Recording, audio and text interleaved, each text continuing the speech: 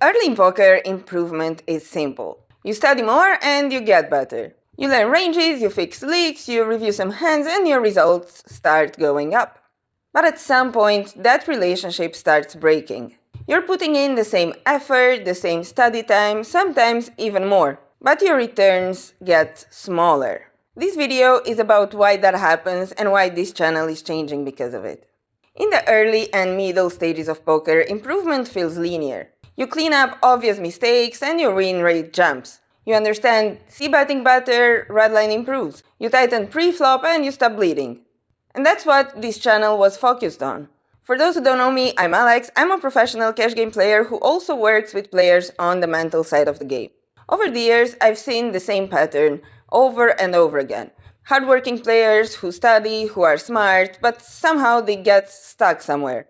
Poker doesn't stay linear. Eventually, the game changes and most players don't even realize when that happens. The question shifts from what decision should I make to what decision do I actually make under real conditions. Not in theory, not in clean simulations, but in real life, distracted, maybe a bit bored, a few hours into your session.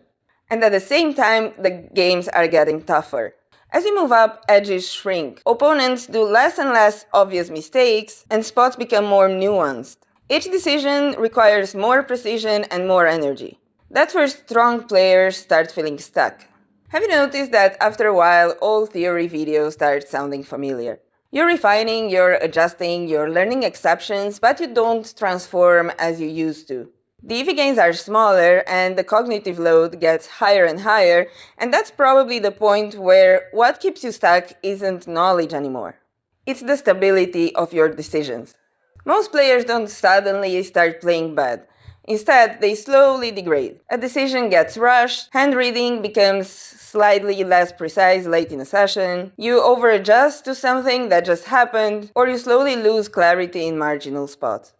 Every decision is only a little worse, but over thousands and thousands of hands, that difference becomes massive, and strategy videos don't really train that.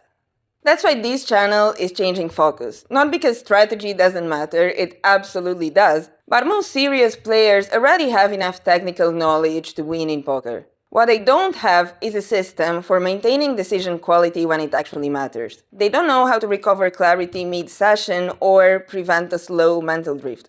That's what we're gonna work on here. If you're still in that early linear phase, strategy will carry you a long way. But if you're putting in the work and you feel like effort doesn't really translate into results as it used to, that's probably not a strategy problem. I'm actually curious, where do you feel the gap is right now?